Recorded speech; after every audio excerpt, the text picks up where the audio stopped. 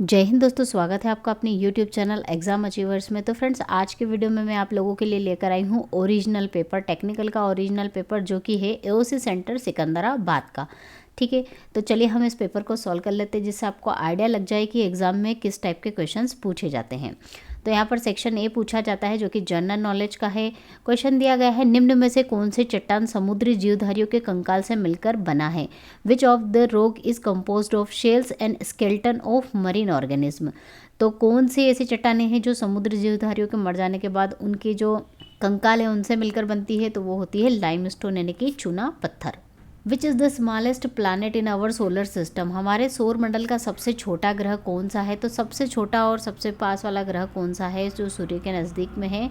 Mercury यानी कि बुध। Deficiency of vitamin A causes a disease. Vitamin A की कमी से होने वाली बीमारी को क्या कहते हैं? तो आँख से संबंधित बीमारी होती है नाइट ब्लाइंडनेस या फिर रतौंधी कहा जाता है जिसे। पर्वतों के उन प्राकृतिक अंतरालों को क्या कहा जाता है जो पर्वत के पार जाने का मार्ग बन जाते हैं? तो ऐसे जो मार्ग बन जाते हैं ऐसे पर्वत के पार्ट्स को क्या कहा जाता है? पासेस यानी कि दर्रे। Teachers day is celebrated on. शिक्षक दिवस कब मनाया जाता है? सभी को याद होगा, बहुत कॉमन क्वेश्चन है फ्रेंड्स। कब मनाया जाता है? 5 सितंबर को, 5 सितंबर को, जो कि अभी आने वाला है। चलिए सेक्शन बी शुरू करते हैं जो कि रीजनिंग का है। क्वेश्चन पूछा गया है यहाँ पर, choose the number pairing group which is different from other. Number की पेयर दे के रखिए और आपको चूज़ करना है कि इन चारों में से कौन सी बिल्कुल अलग है। तो अगर हम इन पेयर को ध्यान से देखें तो ये जो नंबर है, सेकंड वाला नंबर, ये फर्स्ट वाले नंबर से डिवाइड हो जाता है, भाग पूरी तरह से चला जाता है। जैसे 9 8 72 होता है, 8 7 56, 10 9 90, और ये जो नंबर है ये एक दूसरे को डिवाइड नहीं करते हैं, तो ये पेयर बिल्कुल क्या हो गई? डिफरेंट। नेक्स्ट क्वेश्चन पूछा गया है, in a certain code language yesterday की कोडिंग इस तरह से की गई है। तो इसी लैंग्वेज में *YEDYE की कोडिंग किस तरह से की जाएगी? तो ये फ्रेंड्स हर एक अल्फ़ाबेट के लिए यहाँ पर नंबर यूज़ किया गया है। बस अब हमें कुछ नहीं करना है, वो अल्फ़ाबेट का नंबर यहाँ पर ढूंढना और इसकी इसमें वैल्यू पुटअप करना, तो यहाँ इसकी कोडिंग आ जाएगी। तो हमारे यहाँ पर एस दिया है, तो एस के लिए कौन सा वर्ड यूज़ किया गया है यहाँ पर? तीसरा, यानी कि ये वाला, यानी कि 7। चलिए, उसके बाद सेकंड है टी। टी कौन सा है? एस के बाद वाला, तो एस के बाद क्या यूज़ किया गया है? 6। तो दूसरा नंबर हमारा क्या हुआ? 6 हुआ। उसके बाद आया है कौन सा नंबर? ए, और ए के लिए यहाँ पर सेकंड लास्ट है, ये क्या यूज़ किया गया है? 0, तो यहाँ आ जाएगा 0। उसी तरह से हम आर के लिए भी ढूंढ लेंगे। आर है यहाँ पर कौन से नंबर का? लास्ट से चौथा है, तो लास्ट से चौथा क्या है? 4, तो ये आ जाएगा यहाँ पर 4। उसके बाद कौन सा है? वाई। वाई स्टार्टिंग वाला ही है जिसके लिए क्या यूज़ किया गया है? 5। उसके बाद है ई। ई के लिए क्या यूज़ किया गया है? सेकंड 3 है। उसके बाद है डी। डी के लिए क्या यूज़ किया गया है? थर्ड है, ये थर्ड, लास्ट से थर्ड नंबर है 2। Then Y. वाई के लिए हमने अभी कोडिंग करी क्या है? 5। और ई, और ई के लिए भी हमने अभी कोडिंग करी है क्या है? 3। तो इसकी जो कोडिंग वाला नंबर आया फ्रेंड्स, तो क्या आया? 76045। इसमें भी 76045 है, इसमें भी 76045 है। फिर कौन सा आगे? 3253। 3253 मतलब कि हमारा ऑप्शन बी यहाँ पर करेक्ट आंसर होगा। चलिए नेक्स्ट क्वेश्चन देखते हैं। नीचे दिए गए शब्दों में से मेल ना खाने वाले शब्द कौन सा है? बुध, मंगल, चंद्रमा और बृहस्पति। तो फ्रेंड्स ये तीनों जो हैं ये प्लैनेट से ग्रह हैं, और चंद्रमा क्या है? एक प्लैनेट नहीं है, ये उपग्रह है, इसलिए इसका राइट आंसर होगा मून। नेक्स्ट क्वेश्चन है, from the given option fill in the blank space series. ये जो स्पेस दे के रखी है इसको आपको फिल करना है, इसको पूरा करना है इस क्रम को। तो अगर हम इस सीरीज को ध्यान से देखें तो ए के बाद बी नहीं है, फिर सी, डी और ई नहीं है, और एफ के बाद फिर जी नहीं है, एक अल्फ़ाबेट, और एच। अब फिर 2 अल्फ़ाबेट छोड़ना है, तो एच के बाद आई और जे छूटेगा और यहाँ पर क्या आ जाएगा? के। इसी तरह से के बाद एक अल्फ़ाबेट छोड़ देंगे, एल और एम आ जाएगा। इसी तरह से सीरीज चल रही है, एक अल्फ़ाबेट 2 1 2, तो यहाँ पर आंसर क्या मिला हमें? के। निम्न में से कौन सा अक्षर समूह दिए गए क्रम को पूरा करेगा? तो फ्रेंड्स ये क्रम आपको बनाना पड़ेगा। यहाँ पर क्या है? BAB। बी के बाद फ्रेंड्स ध्यान से अगर हम देखें तो यहाँ देखें, और कहीं तो हमें बी के पहले कोई सा अल्फ़ाबेट दिखाई नहीं दे रहा है। यहाँ खाली है, यहाँ भी खाली है, लेकिन यहाँ देखें तो हमें क्या दिख रहा है? ए दिख रहा है, तो यहाँ पर क्या आ जाएगा? ए। चलिए पहला तो मिल गया हमें ए। उसके बाद अगर हम ध्यान से देखें तो बी के बाद 2 ए आ रहे हैं, तो बी के बाद 2 ए आ रहे हैं, तो यहाँ तो 3 ए हो जाएंगे। तो ये अगर यहाँ पे मैं बी लिख दूँ तो क्या होगा? बी डबल ए, फिर डबल बी, तो ये बी भी आ गया, फिर डबल ए, फिर यहाँ भी क्या आना चाहिए? बी आना चाहिए, ठीक है। फिर डबल ए होना चाहिए, तो ये डबल ए आ गया, तो बी डबल बी ए इसका राइट आंसर होगा। चलिए सेक्शन सी शुरू कर लेते हैं, जो कि फिजिक्स का है। क्वेश्चन पूछा गया है यहाँ पर, the drivers mirror used in a motor car. चालक के लिए मोटर कार में प्रयुक्त किया जाने वाला दर्पण कौन सा है? तो फ्रेंड्स दर्पण के ऊपर मैं पूरा एक टॉपिक वाइज वीडियो बना चुकी हूँ। इसमें सारे आपके दर्पण से रिलेटेड डाउट्स क्लियर हो जाएंगे, तो उसकी लिंक आपको मैं डिस्क्रिप्शन में दे दूंगी, वहाँ से आप देख लीजिएगा। तो ड्राइवर जो मिरर है उसके साइड मिरर में कौन सा लेंस का उपयोग किया जाता है? उत्तल दर्पण यानी कि कॉन्वेक्स मिरर का। और क्यों किया जाता है इसका आंसर आप वीडियो में जाके देख सकते हैं। नेक्स्ट क्वेश्चन है, 1500 watt electric geyser used every day for 2 hours, calculate the energy consumption. एक 1500 वाट का विद्युत गीजर प्रतिदिन 2 घंटे उपयोग किया जाता है, तो उपभोग की जाने वाली ऊर्जा ज्ञात करो। तो उपभोग की जाने वाली ऊर्जा कैसे ज्ञात की जाती है? Power into time. ये फॉर्मूला आपको याद रखना है। अब पावर यहाँ पर कितनी दे के रखी है? 1500 वाट। वाट कैसे पहचाना कि ये पावर है? क्योंकि वाट में, और पावर वाट में होती है, इसलिए मैंने यहाँ पर इसको पावर लिखा। और टाइम कितना है? 2 घंटे चलता है, तो ये हो जाएगा कितना? 15 दूना 30,000। अब ये आंसर किस में आया है हमारा? पावर थी हमारी वाट में और समय था हमारा और में, वाट और में। और आंसर इन्होंने किस में पूछा है? किलो वाट और में, तो हमें इसे किलो वाट और में कन्वर्ट करना पड़ेगा। तो 1 किलो वाट में कितने वाट होते हैं? 1 किलो की अगर बात आ जाए तो समझ लो 1000 की बात हो रही है। तो यहाँ पर वाट को किलो में कन्वर्ट करने के लिए क्या करेंगे? छोटी यूनिट से बड़ी में कन्वर्ट कर रहे हैं तो डिवाइड करना होगा। ये डिवाइड कर दिया मैंने, तो कितना आया? 3 किलो वाट। इसका राइट आंसर क्या होगा? Option A. An electron with charge E, एक इलेक्ट्रॉन देके रखा है जिसका आपको चार्ज क्या देके रखा है? E, is at rest in electric field E, then the electric force acting on it is. एक इलेक्ट्रॉन है जिस पर ई आवेश लग रहा है और विद्युत क्षेत्र क्या है? कैपिटल ई है, और विराम अवस्था में है, तब इस पर विद्युत बल कार्य करता है। तो विद्युत बल जो कार्य करता है वो किस फॉर्मूले से दिया जाता है फ्रेंड्स? ये विद्युत क्षेत्र इज इक्वल टू जो फोर्स लगता है वो डिवाइड बाय चार्ज। ये फॉर्मूला बेसिक होता है।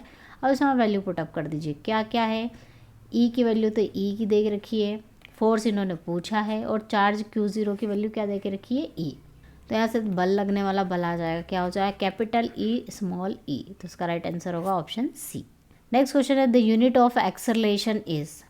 त्वरण की यूनिट क्या होती है? तो त्वरण की यूनिट आपको निकालना अगर आती हो, अभी तक तो याद ही हो गई होगी इतना सारे क्वेश्चन करके, मीटर पर सेकंड स्क्वायर होती है। अगर नहीं भी आती है तो कैसे निकाली जाती है? त्वरण क्या होता है? वेग बटा समय, और वेग क्या होता है? मीटर पर सेकंड, और टाइम भी सेकंड, तो मीटर पर सेकंड स्क्वायर। ये हो गई त्वरण की unit. The SI unit measurement of frequency, आवृत्ति का एसआई मात्रक क्या होता है? हर्ट्ज। चलिए नेक्स्ट क्वेश्चन देखते हैं। एक iron ball and wooden ball of the same radius are release from the height as in vacuum, the time taken by both them to reach the ground are. लकड़ी और लोहे की समान त्रिज्या की गेंद एच ऊंचाई से निर्वात में छोड़ी जाती है, तो जमीन तक पहुंचने में दोनों द्वारा लिया गया समय कितना होगा? यहाँ पर क्या है? वैक्यूम की बात हो रही है, मतलब कोई भी अवरोध नहीं आ रहा है, दोनों को समान ऊंचाई से गिराया जा रहा है। एक लोहे की है और एक लकड़ी की है। तो फ्रेंड्स इन दोनों को आने में जो समय लगेगा वो समान लगेगा, क्योंकि इनके ऊपर जो जी है, गुरुत्वीय त्वरण है, वो एक जैसा ही कार्य करेगा, क्योंकि इनमें कोई अवरोध बीच में नहीं आ रहा है, ये वैक्यूम में है। तो इसलिए इसका राइट आंसर क्या होगा? दोनों में समान रहेगा। If the length of wire is double what happen to the resistance, यदि तार की लंबाई दुगनी कर दी जाए तो उसके प्रतिरोध में क्या परिवर्तन आएगा? तो प्रतिरोध का फॉर्मूला अगर लंबाई और एरिया की बात करें तो वो होता है प्रतिरोधकता गुणित लंबाई बटे क्षेत्रफल यानी कि एरिया, ये होती है लेंथ। तो इस तरह से जो रेजिस्टेंस है वो डायरेक्टली प्रोपोर्शनल आ रहा है लेंथ के। तो अगर लंबाई को आप दुगना कर दोगे तो इसका रेजिस्टेंस भी क्या हो जाएगा? दुगना हो जाएगा। तो इसका राइट आंसर होगा option C. If a body of mass capital M has a momentum P then kinetic energy, kinetic energy पूछी है, और मोमेंटम यानी कि संवेग दे के रखा है, और संवेग यानी कि मोमेंटम क्या होता है? M into V. और काइनेटिक एनर्जी क्या होती है? ये एम कैपिटल एम, यहाँ पर द्रव्यमान की बात हो रही है। और काइनेटिक एनर्जी का फॉर्मूला क्या होता है? 1/2 mv²। अब यहाँ पर हमें मोमेंटम के फॉर्म में और द्रव्यमान के फॉर्म में चाहिए क्या आंसर? तो हम यहाँ से जो वेग है इसकी वैल्यू निकाल लेते हैं, p divide by capital M, ये हो जाएगा v, और ये वैल्यू को यहाँ पुटअप करते हैं तो काइनेटिक एनर्जी आ जाएगी 1/2, ये कैपिटल M है, v की वैल्यू है p डिवाइड बाय m, इसका होल स्क्वायर करेंगे तो यहाँ से जो वैल्यू मिलेगी कितनी मिलेगी? 1/2, और ये हो जाएगा m p² divide by m²। तो यहाँ से m से m कैंसिल हो जाएगा, वैल्यू आ जाएगी कितनी, P square divide by 2m। तो क्या रिलेशन मिला, हम रिलेशन फॉर्मूला अगर याद हो तो आसानी से क्रिएट कर सकते हैं। तो इसका राइट आंसर क्या होगा, ऑप्शन बी।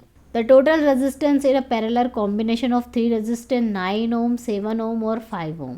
ये 3 ओम रेजिस्टेंस दे रखे हैं और ये पैरेलल रहने की समांतर क्रम में जुड़े हुए हैं, तो इनका जो टोटल रेजिस्टेंस है वो आपको फाइंड आउट करना। तो पैरेलल जुड़े रहते हैं समांतर क्रम में, तो उनका जो इक्विवेलेंट रेजिस्टेंस का फॉर्मूला क्या होता है, 1/R1 plus 1/R2 plus 1/R3। तो यहाँ से R1 कितना है, 1/9 plus 1 divide by 7 plus 1 divide by 5।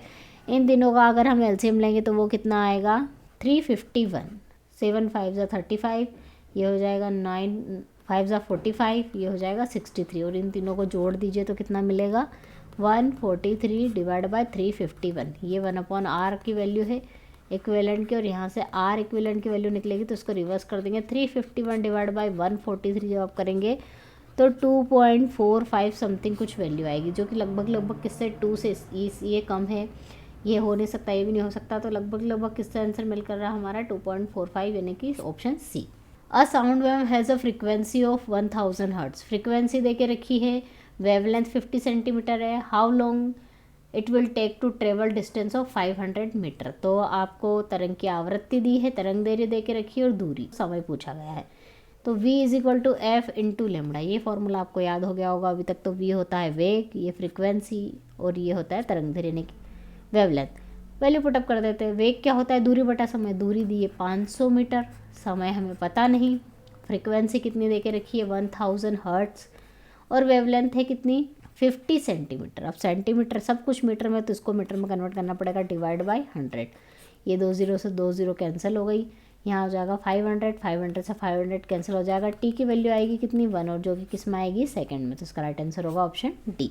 A phenomena of splitting of white light into 7 colour is known as. श्वेत प्रकाश के 7 रंगों में विभाजित होने की घटना को क्या कहते हैं। तो फ्रेंड, जब एक श्वेत प्रकाश को प्रिज्म में से गुजारा जाता है तो वो 7 अलग अलग रंगों में विभाजित हो जाता है, जिसे क्या कहते हैं, वर्ण विक्षेपण, यानी कि कलर डिस्पर्शन। तो इसका राइट आंसर होगा ऑप्शन सी।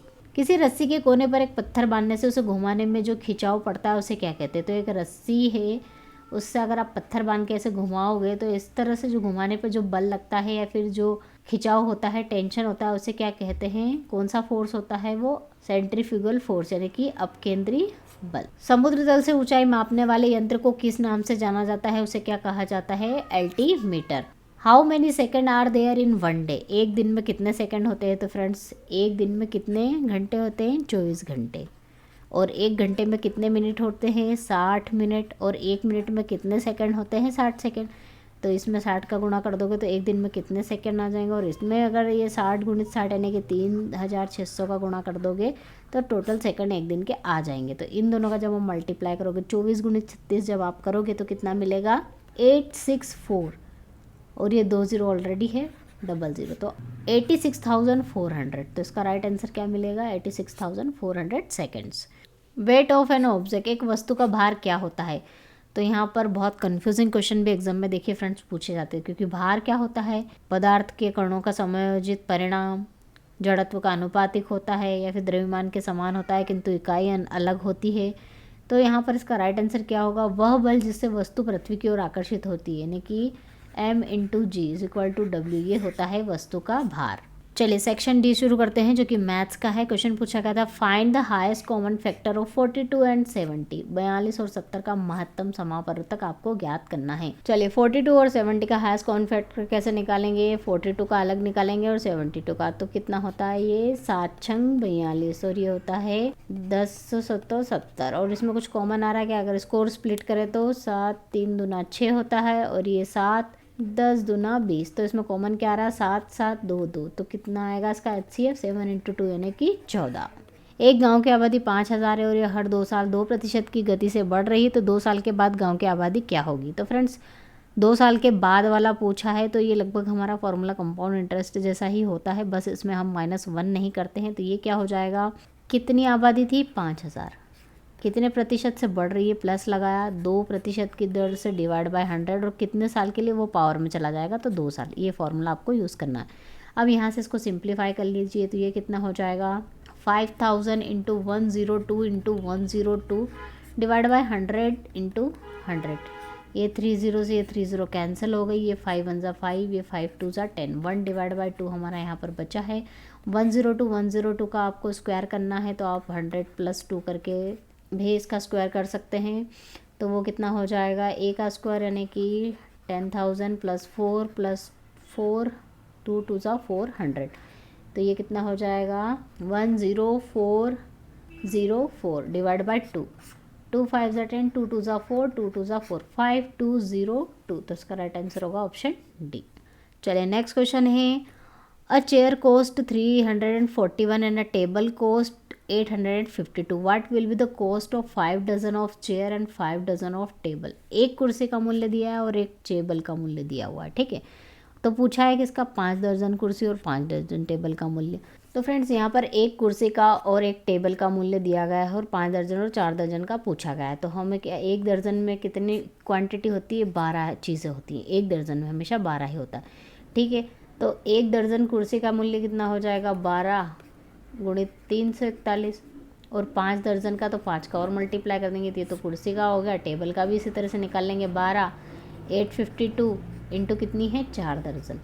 चलिए इन दोनों को जोड़ देंगे, टोटल पूछा है इसलिए इन दोनों को जोड़ देंगे। इसमें से मैं 12 कॉमन ले लेती हूँ, 341 प्लस इंटू 5 प्लस 852 इंटू 4, ये मल्टीप्लाई कर देते हैं हम। 5 1 ज़ा 5, 5 4 ज़ा 20, 5 3 ज़ा 15 16 17, इसका से मल्टीप्लाई करेंगे तो 3408। चलिए इन दोनों को जोड़ देते हैं, तो ये हो जाएगा कितना, टोटल 5113, और इसमें 12 का मल्टीप्लाई कर दीजिए तो कितना आएगा, 12 36, 12 एकम 12, 15, 12 एकम 12 और एक 13, 12 पंजे 60 और एक 61, 61356। तो कितनी कीमत आई दोनों की मिला के, 61356। नेक्स्ट क्वेश्चन है, किसी राशि पर 2 साल का 3 सही 3/4% की दर से ब्याज 210 रुपये हो तो राशि क्या होगी। फ्रेंड्स ये क्वेश्चन थोड़ा कंफ्यूजिंग है, क्यों, क्योंकि हिंदी में क्वेश्चन अलग दे के रखा और इंग्लिश में अलग दे के रखा, और दोनों के बेसिस पे आंसर भी आपके अलग अलग ही आएंगे। क्योंकि यहाँ पर देखो क्या दिया है, the simple interest on certain some of money, यहाँ पर कितना समय दिया है, 2 सही 1/3, और यहाँ पर सिर्फ 2 साल ही दे के रखा है। और यहाँ पे क्या दे के रखा है, 3 सही 3/4%, तो ये तो बिल्कुल करेक्ट है। मतलब जो समय है समय में चेंज कर दिया गया। तो हम क्या करते हैं, इंग्लिश वाला जो क्वेश्चन है उसके अकॉर्डिंग ही सॉल्व करेंगे। हो सकता है हिंदी वाले में यहाँ पर मिस प्रिंट हो गया हो और 1/3 नहीं लिखा हो। तो हमेशा अगर इस तरह से क्वेश्चन एग्जाम में आ जाए ना फ्रेंड्स, तो आप हमेशा इंग्लिश वाले क्वेश्चन के हिसाब से ही क्वेश्चन सॉल्व करना। तो यहाँ पर हमें क्या दिया गया है, सिंपल इंटरेस्ट की बात करिए, जो कि क्या होता है, P into R into T divide by 100। ऐसा ही कितना दिया है, 210 रुपये। सिंपल इंटरेस्ट इतना है, राशि पूछी है यानी कि P पूछा है, और R कितना दिया है, कितनी दर है, 3 सही 3/4। इसको सॉल्व करेंगे तो 4 3 12, 13 14 15/4, और समय कितना दिया है यहाँ पर, 2 सही 1/3, मतलब 3 दूना 6 और 1 7, 7 टू 100। चलिए अब हम इसे सिंप्लीफाई कर लेते हैं। अब ये कितना बचा है यहाँ पर, 2, तो 4 3 12 और 4 3 4 गुणित 3 गुणित 2 इक्वल टू P की वैल्यू मिल जाएगी 4 3 12 और 12 दूना 2400। तो P की वैल्यू हमें कितनी मिलेगी फ्रेंड्स, 2400। और अगर आप 2 साल से करेंगे तो इसकी वैल्यू आपको 2800 मिलेगी। तो आप 2 साल से बिल्कुल मत करना, आप इंग्लिश के अकॉर्डिंग क्वेश्चन सॉल्व करना। तो आपका राइट आंसर क्या होगा, ऑप्शन बी। चलिए नेक्स्ट क्वेश्चन है, how many packets of 20 gram each can be made up of 3 gram of sugar. 3 kilogram चीनी से 25 ग्राम के कितने पैकेट बना सकते हैं। तो फ्रेंड्स हमें पता है कि 1 किलोग्राम में कितने ग्राम होते हैं, 1000 ग्राम होते हैं, और यहाँ पर कितना 3 किलोग्राम, तो 3 किलोग्राम में कितने ग्राम हो जाएंगे, 3000 ग्राम। अब इन्होंने किसका पूछा है, 25 ग्राम के कितने पैकेट बनाएंगे। तो 25 ग्राम के पैकेट बनाने के लिए हमें इसको क्या करना पड़ेगा, 25 से डिवाइड करना पड़ेगा। तो ये हमें आ जाएगा 25 ग्राम के कितने पैकेट बना, नंबर ऑफ पैकेट्स आ जाएंगे जो कि कितने होंगे, 5 5 25, 5 6 30, 5 1 5, 5 2 10 और 0। तो कितने पैकेट बनेंगे, 120 पैकेट बनेंगे। नेक्स्ट क्वेश्चन है, the number of tangent that can be drawn to a circle from a external point. एक वृत्त पर किसी बाहरी बिंदु से स्पर्श रेखाएं खींची जा सकती है। कितनी खींची जा सकती है फ्रेंड्स, तो ये वृत्त दिया गया है, एक बाहरी बिंदु है मान लिया P, इससे कितनी स्पर्श रेखाएं वो होती है जो वृत्त को सिर्फ एक बिंदु पर प्रतिच्छेद करती है, ठीक है, उसको टच करती है। तो कितनी खींची जा सकती है? 1 पॉइंट से 2। तो इसका राइट आंसर क्या होगा? Option C. A train having a length of 375 metre at a speed of 45 kilometre per hour, how long will it take to pass a single post. यदि ट्रेन की लंबाई दे के रखी है और उसकी चाल दे के रखी है 45 किलोमीटर प्रति घंटा, और क्या पूछा गया है? एक पोस्ट है, सिग्नल पोस्ट, उसको पार करने में उसे कितना समय लगेगा। तो फ्रेंड्स ये क्वेश्चन बहुत इजी, और इस टाइप के क्वेश्चन मैं बहुत सारे करवा चुकी हूँ। तो ये क्वेश्चन है आपको होमवर्क में, इसको आपको सॉल्व करके इसका आंसर मुझे कमेंट सेक्शन में ज़रूर भेजें। 2 पाइप है और भी एक तालाब को 20 और 30 मिनट में भर देते हैं, तो बताओ दोनों पाइपों को एक साथ खुला छोड़ दे तो तालाब कितनी देर में। दोनों की अलग अलग कैपेसिटी दे के रखी है, एक की 20 दे के रखी है और एक की 30। तो दोनों की एक साथ कैपेसिटी निकालने के लिए क्या करते हैं? दोनों का एलसीएम लेते हैं, जो कि कितना आएगा? 3 2 6 यानी कि 60। अब यहाँ से हम निकालेंगे कि इनकी जो एफिशिएंसी है वो कितनी ही यूनिट की है। एफिशिएंसी निकालने के लिए आपको क्या करना है? इसको इससे डिवाइड करना है, तो कितना आएगा? 2 3 6, 3 यूनिट आई इसकी एफिशिएंसी। और इसकी एफिशिएंसी कितनी आई? 3 2 6, 2 यूनिट आई। दोनों की अलग अलग एफिशिएंसी निकल गई। अब हमें क्या करना है? दोनों को एक साथ मिलाना है, क्योंकि दोनों एक साथ ओपन करे गए हैं, एक साथ खोले गए हैं पाइप। तो एक की एफिशिएंसी 3 है, दूसरे की 2 है, तो टोटल मिला के कितनी हो गई दोनों की? 5 यूनिट। मतलब 1 मिनट में दोनों इतना काम कर देते हैं, 5 यूनिट का। अब इन्होंने पूछा है कि टोटल टाइम पूछा है, तो टोटल टाइम क्या है कि टोटल कितना काम कितना है? 60 है, ठीक है। अब 60 को आप 5 से उनकी एफिशिएंसी दोनों की मिला के एफिशिएंसी डिवाइड कर दीजिए तो टाइम आ जाएगा। तो कितना होगा? 5 एकम 5, 5 दूना 10। मतलब कितना टाइम लगेगा उन दोनों को एक साथ अगर पाइप खोल देंगे तो टैंक भरने में? 12 minute. In a cricket team the average age of 11 players and a coach is 18 years. If the age of coach is not considered then the average decrease by 1 year. What is the age of the coach. एक cricket team में 11 खिलाड़ियों और एक coach की औसत आयु 18 वर्ष है। 11 खिलाड़ी और एक कोच, मतलब टोटल 12 हो गए। इनका एवरेज कितना दिया? 18 वर्ष। यदि कोच की आयु को निकाल दिया जाए तो औसत आयु 1 वर्ष कम हो जाती है। कोच को हटा देते हैं तो एक 1 से 11 तक के जो 11 प्लेयर्स हैं उनका एवरेज कितना हो जाएगा? 1 कम, मतलब कि 17 हो जाएगा। यहाँ से हम सब निकाल लेते हैं 12 गुणित 18 करके। यहाँ से सब निकाल लीजिए 17 गुणित 11। कोच की आयु पूछी है तो इसमें से इसको माइनस कर देंगे तो कोच की आ जाएगी। तो क्या होगा? 17 इंटू 11 माइनस करना है किसमें से? 12 गुणित 18 में से, तो ये आ जाएगी आपकी कोच की आयु। वो कितनी होगी? 12 और 18 का आप मल्टीप्लाई करो कितना होगा? 216। 216 में से आप 187 माइनस कर दे तो कोच की आयु आ जाएगी, कितनी आएगी? 29 ईयर्स। तो इसका राइट आंसर क्या होगा? Option B. 5% of what number is equal to 25। 5% दिया हुआ है, किसी नंबर का पता नहीं, एक्स मान लिया, वो कितना है? 25 है। बहुत ईजी क्वेश्चन है, कर सकते हो आप। 5 डिवाइड बाय परसेंट को 1/100 लिख सकते हैं, इंटू एक्स इक्वल 25। एक्स के लिए यहाँ से मिल जाएगी 25 गुणित 100 डिवाइड बाय 5, 5 25, तो कितना आया? 500। तो इसका राइट आंसर होगा option B. A mixture of 80 litre 20% is water and rest is milk. What is the quantity of milk in litres. 80 litre का टोटल एक विलियन है, उसमें 20% पानी है और बाकी बचा हुआ दूध है। तो उसमें दूध की मात्रा कितनी होगी आपको बतानी है। तो टोटल कितना है फ्रेंड्स? 80 है, ठीक है। ये टोटल 80 है। अब इस टोटल में से थोड़ा बहुत दूध होगा और थोड़ा बहुत पानी होगा, दोनों का मिला के ये कॉम्बिनेशन बना होगा। तो सबसे पहले हम देख लेते हैं दूध, ये किसका दिया है? 20% पानी। किसका 20%? टोटल का। तो 80 का कितना निकालेंगे यहाँ से? 20%। ये क्या है? पानी है। और बचा हुआ हमें नहीं पता कितना है, तो हमने मान लिया एक्स है, वो क्या है? दूध है। तो आपको दूध जो बचा हुआ है दूध एक्स, उसकी मात्रा निकालनी है। तो यहाँ से हो जाएगा 80 माइनस 80, इसका 20% इस तरह से हम लिख सकते हैं, इज इक्वल टू एक्स के लिए यहाँ से मिल जाएगी। 80 कॉमन ले लीजिए, 100 माइनस 20 ये हो जाएगा 80 डिवाइड बाय 100। ये 0 से 0 कैंसिल, ये 0 से 0 कैंसिल, तो 8 8 कितना आया? 64। तो कितना लीटर आया दूध? 64 लीटर। नेक्स्ट क्वेश्चन दिया गया है कि कुछ आदमी मिलकर किसी काम को 55 दिनों में करते हैं। यदि उसी काम में 6 लोग और लग जाए तो काम 1 दिन पहले पूरा हो जाता है। तो पता करो कि कितने आदमी आरंभ में, मतलब स्टार्टिंग में थे। तो फ्रेंड्स इन्होंने क्या कहा है कि टोटल कितने आदमी, कुछ आदमी तो हमने मान लिया कितने आदमी हैं, एक आदमी है उस काम को कंप्लीट करते हैं करने में। कितने दिनों में करते हैं वो? 55 डेज में, ठीक है। अब इन्होंने क्या कहा है कि यदि उसी काम को 6 लोग और लग जाए, मतलब कि ये जो आदमी थे उसमें 6 और जोड़ दिया जाए तो ये जो काम 55 दिन में हो रहा था कितने कम दिन में कम हो जाएगा, 11 दिन। यहाँ पर 11 दे के रखा है, 11 दिन कम में हो जाएगा। तो इस तरह से हमने ये इक्वेशन बना ली, आदमी जोड़ दिए और दिन उसमें से कम कर दिए, ये हो जाएगा। अब हमारे पास फॉर्मूला हमें पता क्या होता है, m1 d1 t1 is equal to m2 d2 t2। तो स्टार्टिंग में कितने थे, x आदमी थे, 55 दिन में कंप्लीट करते थे किसी काम को, टाइम अभी दिया नहीं तो टाइम हम छोड़ देते हैं। दूसरे में x + 6 आदमी हो गए, कितने दिन में कंप्लीट हो गया, 44 डेज़ में। तो यहाँ से हमें x की वैल्यू मिल जाएगी, 11 × 44, 11 × 5 = 55। तो ये हो जाएगा 5x is equal to 4x + 6 × 24। इसमें से इसको माइनस कर देंगे तो x इज इक्वल टू 24। तो कितने स्टार्टिंग में आदमी थे, 24। तो इसका राइट आंसर क्या होगा, ऑप्शन सी। नेक्स्ट क्वेश्चन यहाँ पर दिया गया है कि राजेश अपनी मासिक आय का 20% कितना 3,818 रुपये इंश्योरेंस पॉलिसी में निवेश करता है तो उसकी मासिक आय कितनी होगी।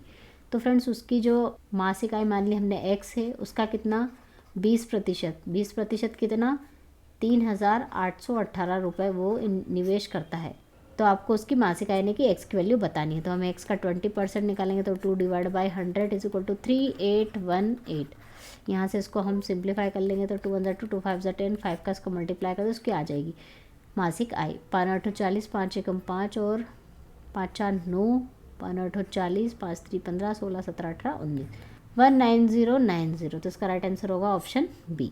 The value of sine square theta plus cos square theta सभी को पता होगा कितनी होती है, 1। इसका राइट आंसर होगा option C. Find the average of 4, 6, 7, 10 और 8। इन सभी का आपको एवरेज निकालना है तो इन सभी को प्लस कर दीजिए। कितने नंबर हैं ये, 1, 2, 3, 4, 5 से डिवाइड कर दीजिए। 6, 4, 10, 10 और 10 20, 20 और 8 28, 28 और 7 35, 35 डिवाइड बाई 5, 5 7 सा 35। इसका राइट आंसर होगा ऑप्शन 7। सैलिसिलिक अम्ल को सोडा लाइम यानी कि CaO + NaOH के साथ गर्म करने पर क्या बनता है। कुछ फेमस रिएक्शंस है जो कि क्वेश्चन में पूछी जाती है पेपर में, वो आपको याद होनी चाहिए। तो सैलिसिलिक एसिड की सोडा लाइम के साथ यहाँ पर रिएक्शन पूछी है तो वो क्या होती है फ्रेंड्स, क्या बनता है उसमें। तो सबसे पहले तो आपको सैलिसिलिक एसिड का फॉर्मूला याद होना चाहिए। वो क्या होता है, सैलिसिलिक एसिड का फॉर्मूला होता है OH COOH, ये होता है सैलिसिलिक एसिड। इसकी जब CaO + NaOH के साथ रिएक्शन कराते हैं तो आपकी रिंग जो है वो तो एज इट इज़ रहेगी, यहाँ पर OH रहेगा और फिर CO2 यहाँ से निकल जाएगी। तो क्या बनेगा, ये क्या किसका फॉर्मूला होता है, ये फॉर्मूला आपको याद होना चाहिए, रट लीजिए, फिनोल होता है। तो क्या बन रहा है रिजल्ट में, फिनोल। नेक्स्ट क्वेश्चन है reformation of ozone in stratosphere is powered by. Stratosphere में जो ओजोन का सुधार है किसके द्वारा संचालित किया जा रहा है, तो किसके द्वारा संचालित किया जाता है, UV रेडिएशन, UV अल्ट्रावायलेट विकिरण के द्वारा इसका संचालन किया जा रहा है। क्योंकि जो ओजोन है, ओजोन का निर्माण ही किसके द्वारा होता है फ्रेंड्स, अल्ट्रावायलेट रेडिएशन के द्वारा ही होता है। इसलिए किसके द्वारा संचालित की जा रही है, UV रेस के द्वारा। How many state of matter exist in nature as per physics. भौतिक विज्ञान के अनुसार प्रकृति में द्रव्य की कितनी अवस्थाएं होती है। फ्रेंड्स ये क्वेश्चन बहुत कंफ्यूजिंग है, इसका आंसर देना, क्योंकि पदार्थ की कितनी अवस्थाएं होती है हमें पता है 4 अवस्थाएं होती है, लेकिन यहाँ पूछा गया है फिजिक्स के अकॉर्डिंग, नेचर में, नेचर प्रकृति के अनुसार फिजिक्स में कितनी की, प्रकृति के अनुसार पूछा है, इसलिए इसका राइट आंसर आपको 3 देना है। नहीं तो इसका आंसर अगर नॉर्मल क्वेश्चन को पदार्थ की कितनी अवस्था होती है तो कितनी होती है, 4। Which of the following is a whole number. कौन सा पूर्णांक होता है, पूर्णांक मतलब कि 2, 3, 5, 1, 76, 67 ये सब क्या है, पूर्णांक है। जैसे 6.72 डिवाइड बाई 5 ये सब पूर्णांक नहीं है। तो पूर्णांक नंबर फ्रेंड्स क्या होता है, परमाणु आयतन पूर्णांक में कभी आ भी जाता है कभी नहीं आता है, द्रव्यमान भी पॉइंट में आ सकता है, परमाणु त्रिज्या भी पॉइंट में आ सकती है, लेकिन परमाणु क्रमांक, क्रमांक क्या है, एक नंबर है, ठीक है, क्रमांक कभी भी पॉइंट में हम नहीं लेते, इसलिए इसका राइट आंसर होगा option D. Important ore of iron, लोहे का मुख्य अयस्क कौन सा है, सभी को पता होगा, haematite. The main function of roasting the concentrated ore is, संकेत्रिक खनिज अयस्क के भर्जन का मुख्य कार्य क्या होता है। तो सबसे पहले मैं आपको बता दूं कि भर्जन होता है उसमें क्या होता है। भर्जन ऐसी प्रोसेस होती है जिसमें अयस्क को उसके गलनांक, उसका जो गलनांक मेल्टिंग पॉइंट होता है उससे लो टेम्परेचर पर, कम टेम्परेचर पर वायु की उपस्थिति में गर्म कर किया जाता है, जिसे कहा जाता है भर्जन या फिर रोस्टिंग। तो इसमें जो अशुद्धियाँ होती है वो क्या हो जाती है, ऑक्साइड, ऑक्सीजन के साथ रिएक्शन कर लेती है और उड़ जाती है।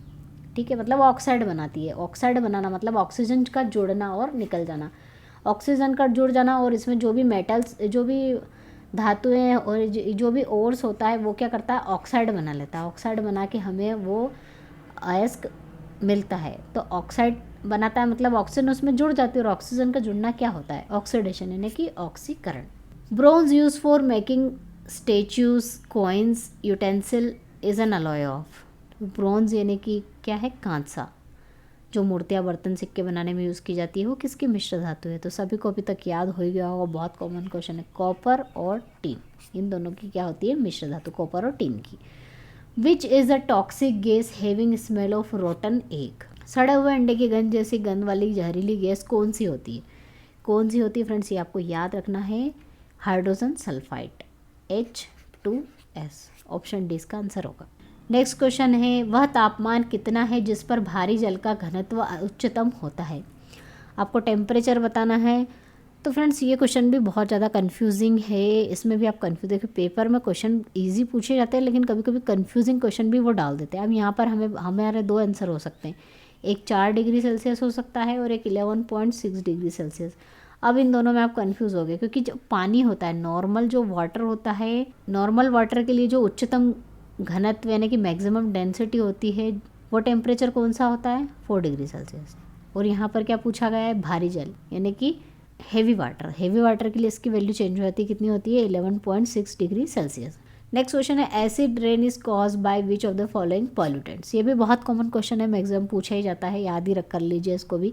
निम्नलिखित में से कौन से प्रदूषण के कारण रासायनिक वर्षा होती है, एसिड रेन होती है। तो याद रखना है, सल्फर डाइऑक्साइड और नाइट्रस ऑक्साइड, N2, SO2 और N2O के कारण क्या होती है, एसिड रेन होती है।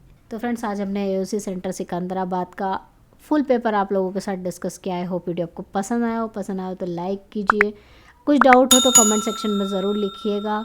नए हो चैनल पर तो सब्सक्राइब करना ना भूलें और नोटिफिकेशन बेल को प्रेस कर लीजिए ताकि लेटेस्ट वीडियो की नोटिफिकेशन मिल सके। तो मिलते हैं नेक्स्ट टॉपिक के साथ नेक्स्ट वीडियो में, तब तक के लिए जय हिंद, जय भारत, वंदे मातरम।